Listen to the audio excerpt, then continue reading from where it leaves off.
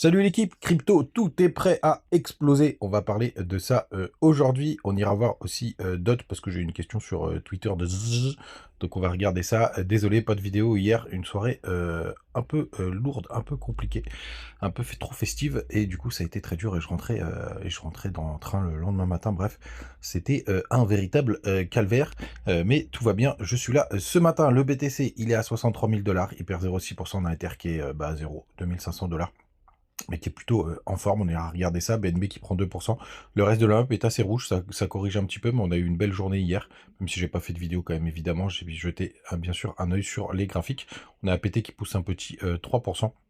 Et dans le bas du top 50, c'est OP qui ferme la marche avec 0,9%. Bref, un samedi tranquillou bilou. Du côté du daily du BTC, hier, on a été chercher un nouveau plus haut qu'on n'avait pas atteint. Bah, du coup, c'était depuis le 27 août. Pour le coup, on est toujours cool, les gars. Regardez-moi cette épaule magnifique qui est coincée dans un W. Pour moi, on ira chercher très rapidement les stops. Même si on a un petit retracement ici, on ira chercher très rapidement les stops au-dessus des 65 100 $. Il faudra aller chercher tout ça. Et bien évidemment, après la target, c'est devenu se taper la gueule contre ce petit canal. Mais je pense que ça y est, désormais, on va pouvoir le franchir. En tout cas, je vois aucune news catalysante qui pourrait nous faire une correction pour aller chercher plus bas. Je pense qu'on y est. Alors peut-être si jamais c'est Kamala Harris et qu'il ne s'est pas prononcé sur la crypto qui est élue, pour le coup, parce qu'évidemment, il semblerait que pour Trump soit plutôt un catalyseur bullish. Mais pour l'instant, rien n'indique tout simplement qu'on aurait un retracement. Et je pense que pour aller plus bas, il faudrait vraiment un catalyseur. Et je vois pas ce que ça peut être tout simplement, bien, sauf si évidemment ça explose quelque part dans le monde. Et en ce moment, on sait que tout est possible. Du côté d'Ishimoku, on est presque totalement bullish. Il manque que la Kijun qui passe au-dessus du cours. Et si jamais on a un pullback, on pourra aller rechercher les 60 800 $.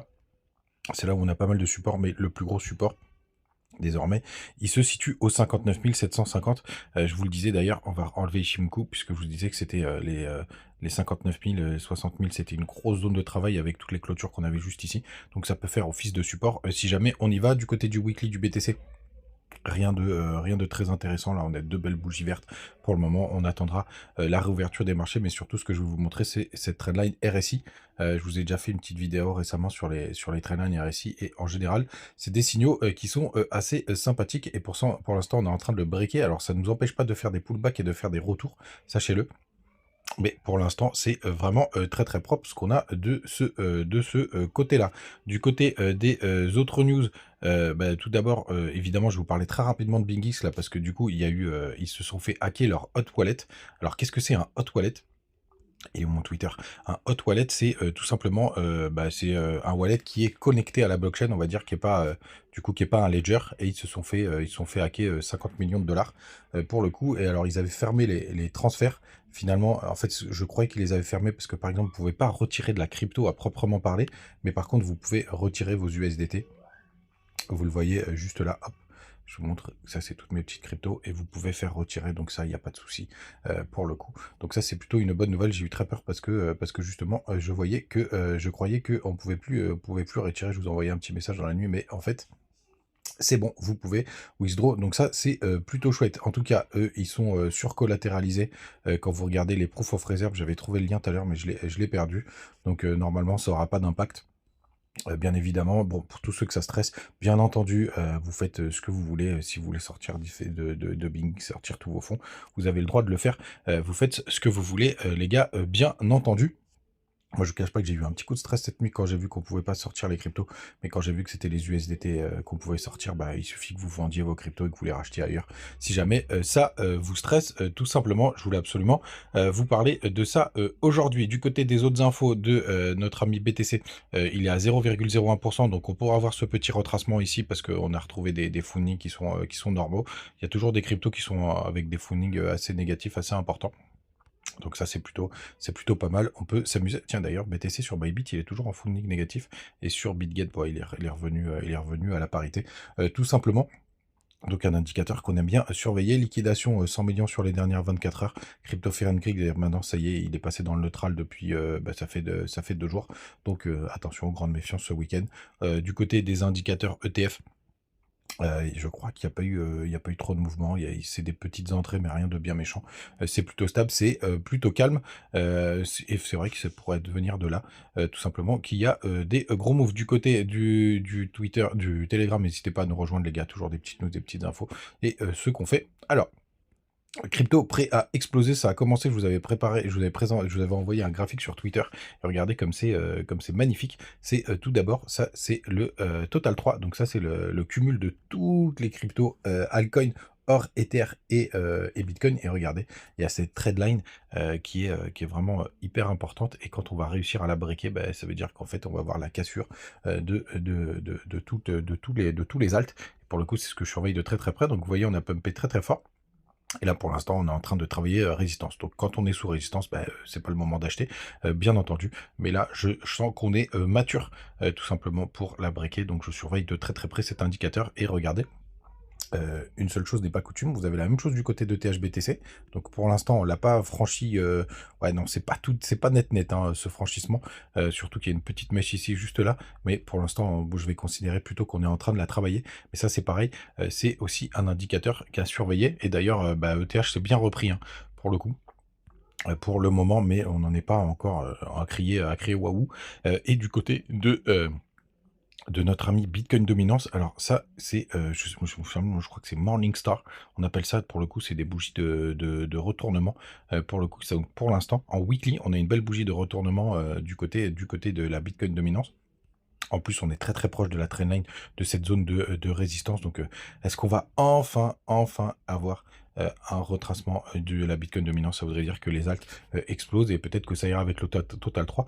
D'où le treat crypto, tout est prêt à exploser. On est vraiment, bah, j'espère que ça y est. En plus, on va arriver dans la meilleure saisonnalité pour les cryptos. Donc ça, c'est plutôt une bonne nouvelle. En tout cas, sachez qu'on a clôturé à 62 935 $ sur les contrats futurs. Donc pour l'instant, bah, un gap, mais vraiment, vraiment tout petit. Il y a 100 $ d'écart et en plus, il y a souvent des écarts, hein, entre la cotation des gaps CME et nos contrats à nous, mais vous pouvez surveiller ça. Dimanche, du côté, on m'a posé la question du côté de Twitter, donc je vais répondre en direct live. C'est Zzz qui me dit que je suis un expert de l'analyse tokenomics. Alors pas du tout, j'utilise surtout un lien. J'utilise surtout bah, mon outil préféré qui est tout simplement chainbroker.io et on va voir s'il y a d'autres. Je vous préviens, je le fais en live. Pas le cas d'autre, bien évidemment, qu'il y ait. Donc, il a, notre ami, une note de 6,5, de 6,06 sur 10. Pour le coup, là, vous avez les informations pour savoir combien ont fait les VC, donc ceux qui sont rentrés un peu plus tôt, enfin, qui sont rentrés très très tôt dans le DOT, donc sur les pré-sales, les préventes, etc. Et donc ici, vous avez le vesting schedule et je pense qu'on a, qu'on a tout simplement tout ce qui est disponible. On va aller vérifier. Hop. Après, on va aller voir avec CoinGecko. Bon, il doit être dans le top, mais je vais quand même aller le taper juste là. Dot. Where are you, Dot? Il est hop juste là et d'un point de vue tokenomics, alors si c'est très proche du market cap, donc pour moi il y a tous les tokens disponibles qui sont en circulation. Il a juste un petit million là, donc rien de bien méchant. Par contre il n'y a pas la max supply, donc il doit y avoir de l'inflation sur ce token, donc le DOT doit être, les tokens doivent être générés. Par contre là je pourrais pas rentrer dans les détails pour savoir ce que c'est, mais en tout cas tous les tokens qui existent là sont quasi tous disponibles à 95%. Donc ça, c'est plutôt pas mal. En toute franchise, pour moi, l'histoire du DOT, c'est plutôt, de l'analyse technique, mais surtout du fondamental. On va aller regarder le graphe de DOT pour savoir si ça va repartir. Je pense que c'est leur capacité à redélivrer et à redevenir hypé sur ce prochain bull run. Moi, j'en ai pas. J'en ai plus du tout du DOT. Je considère malheureusement que c'est pas un projet porteur et je veux pas faire l'erreur du dernier bull run où je me suis focalisé aussi sur des anciennes cryptos qui avaient pas mal performé au précédent bull run comme EOS, Quantum, etc. Là, je veux vraiment pas me focaliser sur des anciens projets. Alors, j'avais pris beaucoup de Solana, mais c'est un peu différent parce que Solana, j'y croyais vraiment, qu'il avait pas mal retracé. Donc DOT, moi, je vais pas rentrer dessus. Alors, évidemment, pour moi, il fera sûrement une perf si on a bien une all season. Et pour le coup, là, pour aller chercher les targets, Pour moi, tout simplement, je serais pas surpris qu'on aille au moins reprendre les 0,68 de tout le dernier bull run. Donc qu'on aille chercher par exemple au-dessus des 33 dollars, donc un x 10, allez peut-être un peu moins, un x 8, retrouver au moins les 25 dollars du côté de Dot. Je pense que c'est possible. En tout cas, si vous croyez au projet, on est dans des zones, mais des zones magnifiques, hein, parce que regardez, le plus bas il est à 3,56. On est à 4,34, donc là pour le coup c'est plutôt propre. En weekly, on est à deux doigts de croiser. Je pense qu'en 3D on a croisé, on va regarder. En 3 jours, vous voyez, on a creusé juste là, donc on est quand même sur des zones qui sont assez exceptionnelles.